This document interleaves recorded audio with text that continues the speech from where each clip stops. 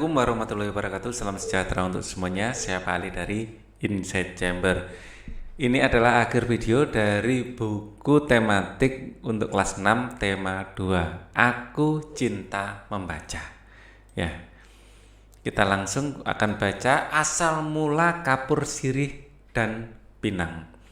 Cerita rakyat Vietnam. Alkisah. Ribuan tahun yang lalu di Vietnam hidup sepasang saudara laki-laki kembar bernama Tang dan Lan. Keduanya pandai dan berwajah tampan. Mereka hidup saling menyayangi. Kemanapun mereka pergi, mereka selalu bersama. Suatu ketika ayah Tang dan Lan sakit keras. Tak ada seorang tabib pun yang dapat menyembuhkan sang ayah. Sehingga akhirnya beliau meninggal dunia. Rasanya sedih yang mendalam karena kehilangan sang suami menyebabkan ibu Tang dan Lan tidak mau makan. Sehingga akhirnya beliau pun jatuh sakit. Tak lama kemudian sang ibu pun meninggal menyusul ayah mereka. Tinggallah Tang dan Lan sebagai kakak yatim piatu, sebagai anak yatim piatu. Sepeninggal kedua orang tuanya, Tang dan Lan berpikir keras untuk dapat menghidupi diri mereka. Akhirnya, mereka mengunjungi sahabat ayah mereka semasa hidup, yang bernama Hakim Lu. Mereka minta kepada Hakim Lu untuk memberikan mereka pekerjaan. Sejak saat itu, mereka tinggal bersama Hakim Lu dan membantu Hakim Lu di tokonya. Hakim Lu menyayangi Tang dan Lan seperti anaknya sendiri. Hakim Lu memiliki seorang anak perempuan yang cerdas dan cantik. Anak ini pun tumbuh besar bersama Tang dan Lan. Semakin dewasa, Tang dan Lan tumbuh menjadi pemuda yang tampan, yang baik perangainya. Mereka bekerja keras yang santun, sehingga terpikir oleh Hakim Lu untuk menikahkan salah satu dari mereka dengan putrinya. Kedua pemuda itu sebenarnya juga menaruh hati kepada putri Hakim Lu, tetapi mereka tidak ingin menyakiti satu sama lain. Ketika Hakim Lu menyerahkan putusan kepada mereka berdua, mereka pun saling tunjuk. Akhirnya, Hakim Lu memutuskan untuk memilih yang lebih tua di antara mereka, yaitu Tang.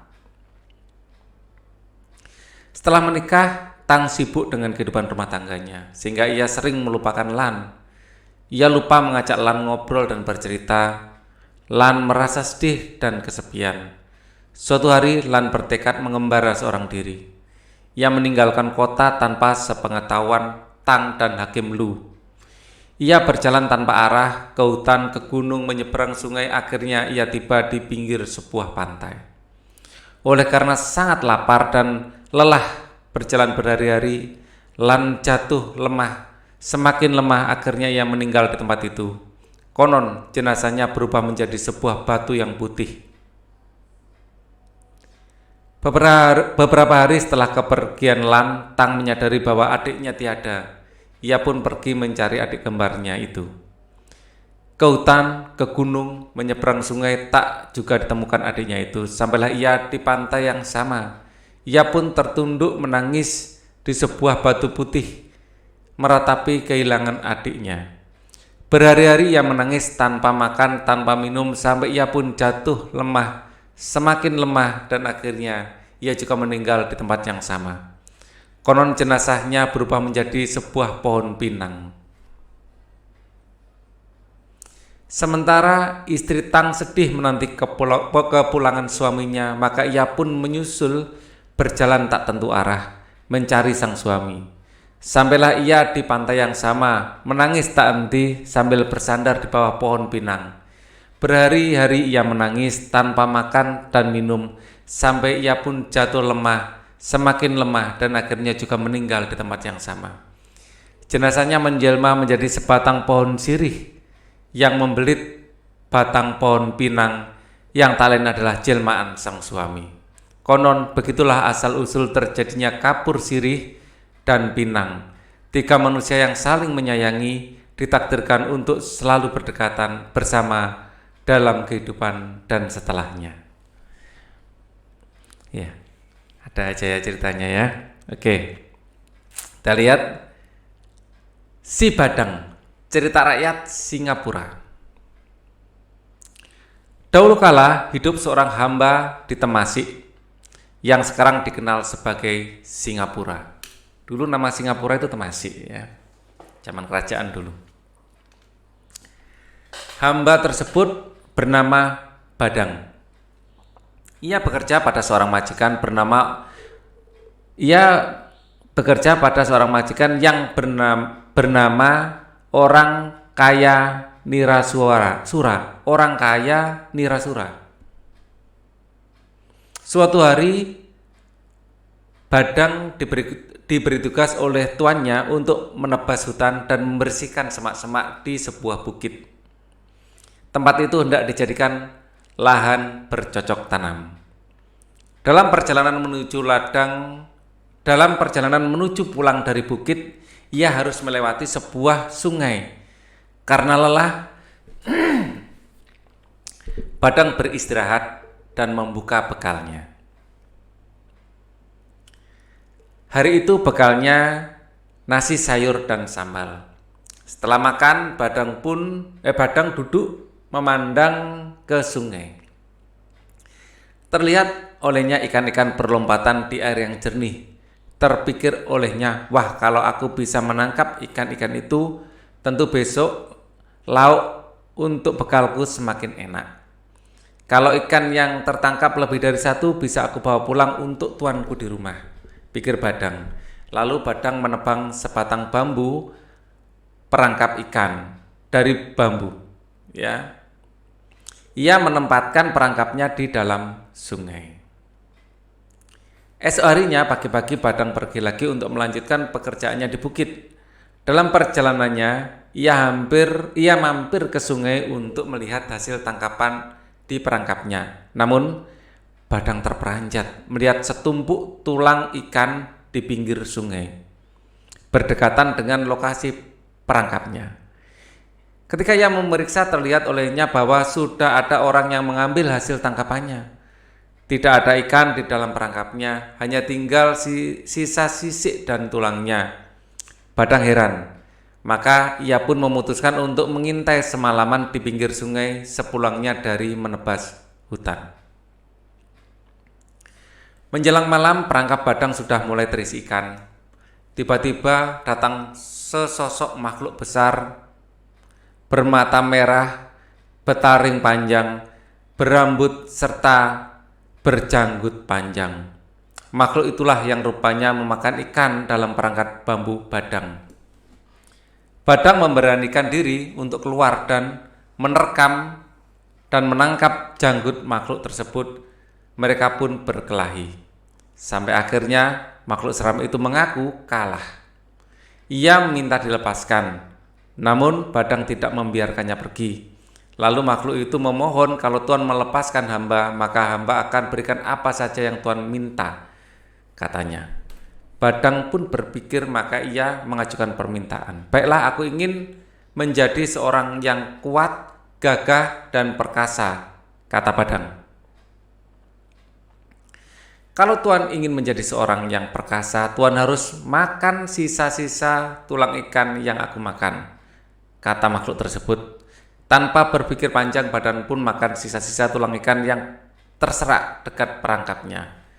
Lalu ia menguji kekuatannya dengan mencoba mencabut sebatang pohon besar. Ternyata berhasil. Ia bahkan bisa mencabut batang pohon tersebut dari tanah hanya dengan satu tangan. Badang sangat gembira. Ia mengucapkan terima kasih kepada makhluk tersebut. Dalam sekejap, makhluk menyeramkan itu berubah menjadi sosok kakek tua berjanggut putih. Aku bukanlah makhluk seram seperti yang kau bayangkan. Aku datang untuk menolongmu. Kamu seorang yang baik dan jujur, kata kakek bijak itu sebelum pergi meninggalkan Badang. Malam itu Badang menebas hutan hingga bersih. Ia pun pulang.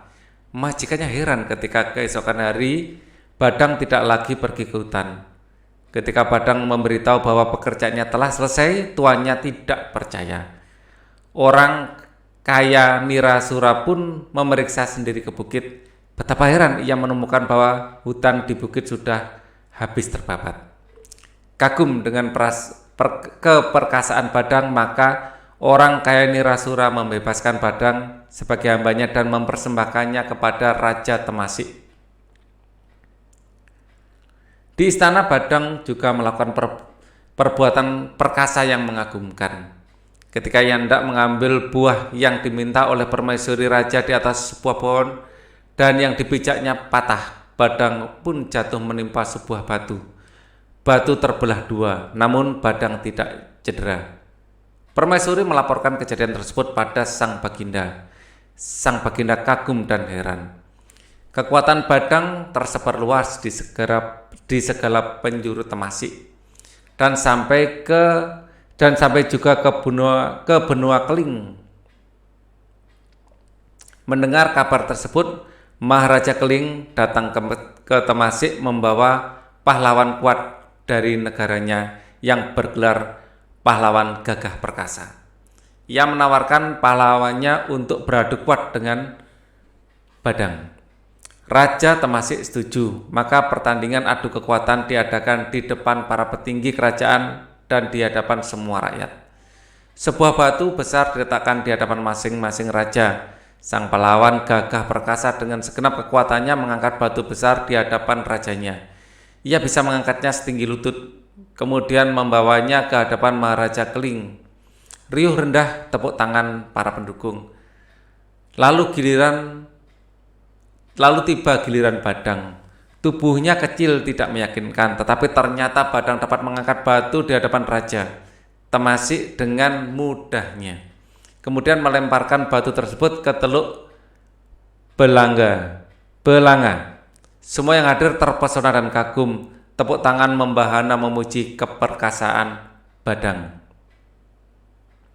Demikianlah kemasyhuran Badang sebagai seorang yang gagah perkasa di zaman dahulu.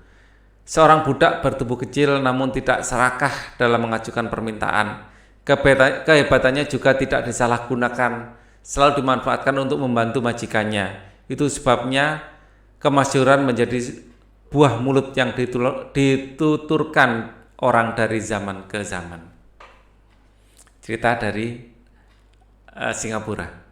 Sekarang potensi ekonomi negara-negara ASEAN. Kawasan Asia Tenggara terletak pada jalur perdagangan dunia. Ya, bayangkan di sini ada Jepang, di sini ada Cina, ya, terus kemudian di sini Malaka, di Indonesia di sini. Ya, di sini Singapura kecil, di sini Kalimantan, ya, di sini ada Sulawesi, ya, kemudian Jawa, Bali, ya. Nah, jalur ini adalah jalur yang sangat padat, ya. Di sini Australia mau ke Jepang juga lewat sini, ya. Filipina di sini posisinya, Hong Kong di sini. Jadi Indonesia ini sangat strategis, ya. Dan sekarang kembali pada potensi ekonomi Asia, negara-negara anggota ASEAN. Asia Tenggara di daerah sini, termasuk Indonesia. Ya, tidak termasuk Australia. Ya, daerah sini. Ini adalah negara Asia Tenggara. Kita lanjutkan. Kawasan Asia Tenggara terletak pada jalur perdagangan dunia. Kawasan ini menjadi jembatan antara kawasan Eropa dan Asia Timur. Oleh karena itu, negara Asia Tenggara juga menjadi wilayah persaingan bagi pihak-pihak yang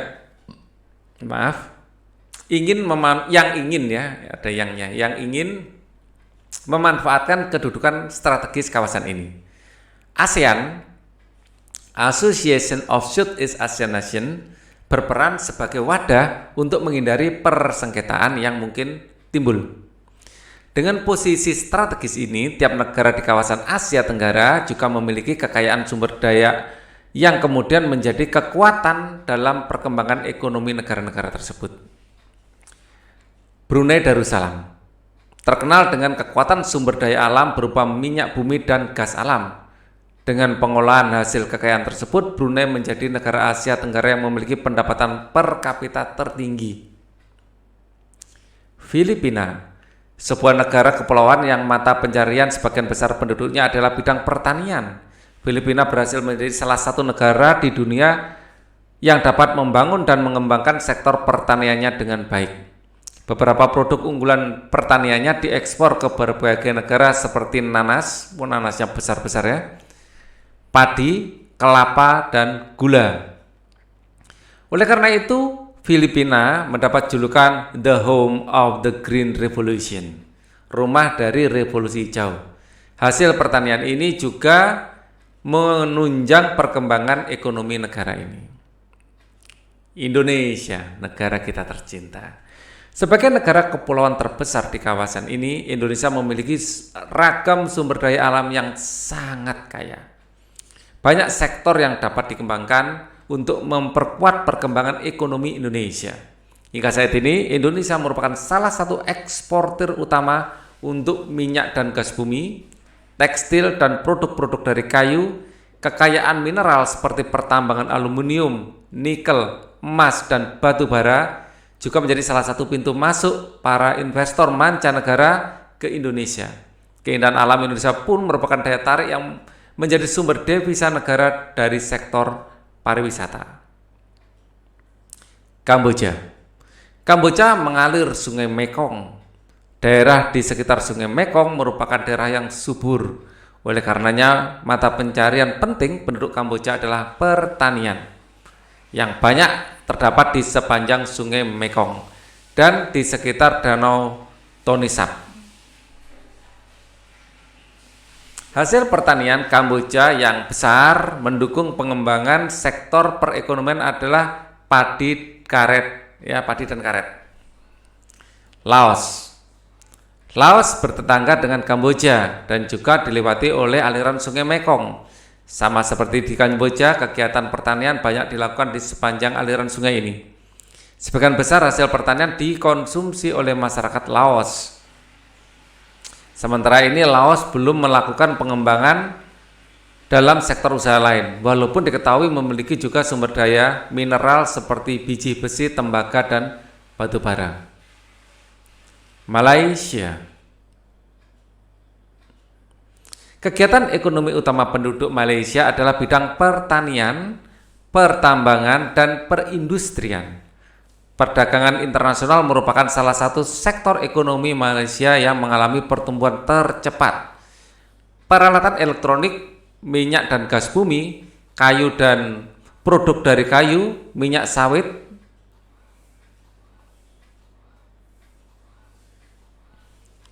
karet, tekstil, sepatu, dan bahan-bahan kimia adalah beberapa produk yang diekspor oleh Malaysia melalui jalur perdagangan internasional. Myanmar. Mata pencarian utama penduduk Myanmar adalah pertanian, perkebunan, dan pertambangan. Padi merupakan hasil utama dari pertanian di sana. Myanmar merupakan salah satu negara penghasil padi terbesar di Asia Tenggara. Singapura, walaupun merupakan negara dengan luas terkecil, yang namanya Temasek tadi ya, di kawasan Asia Tenggara, Singapura merupakan negara paling maju di kawasan ini. Sadar akan keterbatasan sumber daya alamnya, sejak awal Singapura fokus untuk mengembangkan diri dalam menyediakan sarana dan prasarana sebagai tempat singgah jalur lalu lintas dunia. Letak Singapura sangat strategis, yaitu pada posisi silang jalur lalu lintas dari berbagai negara di Asia Timur, Asia Barat, Afrika, Eropa, Amerika, dan Australia. Saat ini Singapura menjadi negara transit teramai di Asia. Thailand sering disebut sebagai lumbung padi Asia Tenggara. Padi memang merupakan hasil pertanian terbesar di negara ini. Selain itu, perkebunan, kehutanan, pertambangan, dan industri juga merupakan kegiatan ekonomi penduduk Thailand. Saat ini penghasil devisa utama Thailand adalah dari sektor pariwisata. Keunikan situs-situs budaya di Thailand menjadi daya tarik tersendiri bagi wisatawan mancanegara. patung Buddha tidur. Vietnam. Setelah pulih dari perang Vietnam, negara ini mulai berkembang dan di berbagai sektor perekonomiannya. Sektor pariwisata dan turisme merupakan salah satu pendukung perkembangan ekonomi yang terus menggeliat naik hingga saat ini.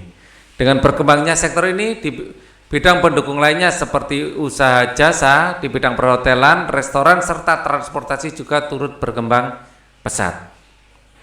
Potensi ekonomi masing-masing negara ASEAN diharapkan dapat memacu lebih cepat untuk menjadi penggerak pertumbuhan perekonomiannya. Hal ini dimungkinkan melalui berbagai kerjasama yang positif antar negara dalam wadah organisasi ASEAN.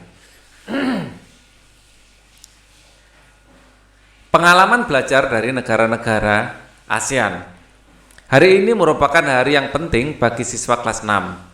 Udin, Edo, Beni, Siti, Dayulani, dan teman-temannya akan berkunjung ke sebuah pameran penting.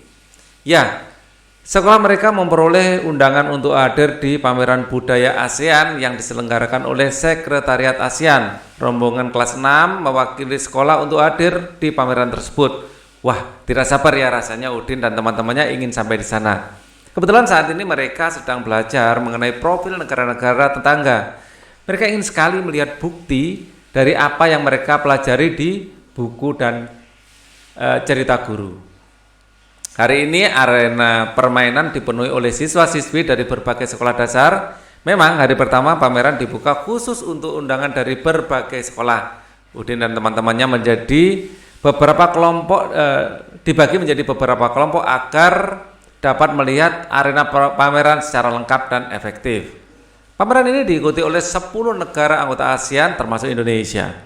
Masing-masing anjungan tampil cantik dengan ragam hias khas tiap negara. Anjungan Indonesia tampil dengan ragam hias khas rumah Toraja, unik dan menarik. Tidak hanya ragam budaya dan situs pariwisata yang ditampilkan oleh anjungan tiap negara, beberapa negara juga menampilkan produk khas buatannya. Ada hasil olah makanan, karya seni, kriya, serta produk hasil olah tekstil. Walaupun berasal dari kawasan yang berdekatan, semua produk yang dihasilkan unik dan menarik. Lani sempat melihat kain khas Thailand yang disebut dengan Thai silk, beraneka warna, halus dan memikat mata. Dayu tertarik melihat baju khas Filipina yang disebut borang Tagalog. Berdasarkan keterangan yang dibacanya, bahan baju ini terbuat dari serat batang pisang dan batang nanas. Wah, menurut Dayu sama uniknya dengan baju tradisional di Bali. Selain anjungan, di tiap negara ASEAN ada juga anjungan yang dikelola oleh Sekretariat ASEAN. Udin menghabiskan banyak waktunya untuk menikmati tampilan anjungan ini. Anjungan ini menampilkan dukungan dan usaha ASEAN dalam mengembangkan wirausaha kecil di tiap negara ASEAN, membuat sebuah pusat promosi yang menampilkan produk-produk yang dikembangkan oleh para wirausahawan di tiap negara. Hal ini ditujukan agar usaha-usaha ini dapat berkembang lebih cepat dan mempunyai wadah untuk diperkenalkan sebagai komoditi ekspor. Macam-macam produk kreatif ada di sana. Ada jaket kulit dari pengrajin Garut, ada manisan buah Thailand dalam kemasan kaleng kecil yang menarik, ada yang memperkenalkan alat penyeduh kopi klasik Vietnam, serta ada pula aplikasi agribisnis yang dikembangkan oleh pemuda Indonesia untuk menghubungkan petani dan konsumen. Ya, semua menampilkan inovasi dan karya kreatif yang memukau. ASEAN menyediakan wadah promosi, berbagai tips serta pelatihan bagi pengembangan usaha para usahawan muda ini. Para wirausahawan muda ini. Dengan demikian mereka dipupuk menjadi cikal bakal bagi pengusaha yang dapat membantu meningkatkan pertumbuhan ekonomi negaranya. Pengalaman belajar Edo juga berbeda. Edo terkesan dengan berbagai makanan khas yang disajikan tiap anjungan. Memang Edo selalu tertarik dengan makanan dari berbagai daerah. Ada singkong santan khas Thailand, ada pho dari Vietnam, ada lard dari Laos, dan masih banyak makanan lain yang namanya pun baru Edo tahu. Makanan khas tiap negara menunjukkan pula ciri khas sumber daya alam serta budaya masyarakat negara tersebut. Walaupun terletak di kawasan yang sama, ternyata masih ada ada pula sedikit perbedaan pada selera dan isi piring di tiap negara. Berbeda dengan Edo yang tertarik dengan tampilan aneka makanan khas ya, Beni tertarik dengan anjungan negara Brunei yang menampilkan wayang asik khas negaranya. Wayang ini sekitar tahun 1960 populer di Kampung Anyer, di Ayer ya, di tepi sungai Brunei. Saat ini Brunei berusaha mengembangkan kembali minat masyarakat untuk mempelajari wayang asik karena popularitasnya yang mulai turun sejak masuknya berbagai budaya asing. Ada hal yang menarik bagi Beni melihat inovasi yang dilakukan anjungan Brunei untuk memperkenalkan wayang asik. Tidak seperti wayang Indonesia yang menampilkan sosok legendaris dunia pewayangan, wayang asik menampilkan sosok tokoh manusia berbentuk kecil. Tinggi wayang hanya sekitar 8 hingga 10 cm. Biasanya wayang ini terbuat dari kertas tebal dengan pegangan dari stik kayu. Nah, di anjungan ini wayang asik ditampilkan dengan cara berbeda. Tidak menggunakan stik kayu dan tangan sang dalang sebagai penggeraknya, tetapi menggunakan bilah magnet yang ditempelkan bagian bawah wayang. Wayang akan bergerak jika bilah magnet di bawah papan peraga bertemu dengan magnet pasangannya, lalu digerakkan. Kreatif, baru terpikir oleh Beni bahwa magnet pun dapat dijadikan alat bantu untuk menampilkan karya seni. Tak habis-habisnya daya tarik yang disajikan oleh pameran ini. Udin dan teman-temannya sempat juga mengikuti aneka lomba yang diadakan oleh beberapa anjungan negara. Walaupun harus antri untuk mengisi formulir lomba, mereka tidak menyerah. Paling tidak mereka tidak merasakan untuk ikut satu lomba di salah satu anjungan. Hadiahnya tentu saja cenderamata khas dari negara tersebut. Ya. Untuk ikut satu lomba ya, mereka merasakan untuk ikut satu lomba di salah satu anjungan. Ya, oke. Menyaksikan pameran budaya ASEAN memberikan Udin dan teman-temannya pengalaman belajar yang berharga. Kini pengetahuan mereka semakin kaya, pengetahuan dari penjelasan guru, dari buku yang dibaca, serta menyaksikan langsung ragam karya budaya yang ditampilkan tiap negara ASEAN. Wah, ini kelihatannya sudah habis. Ya, ini adalah akhir dari video ini. Kita akan ketemu lagi nanti di tema 3. Ya, linknya ada di bawah di kolom deskripsi, silakan dicari. Thank you for watching. Wassalamualaikum warahmatullahi wabarakatuh.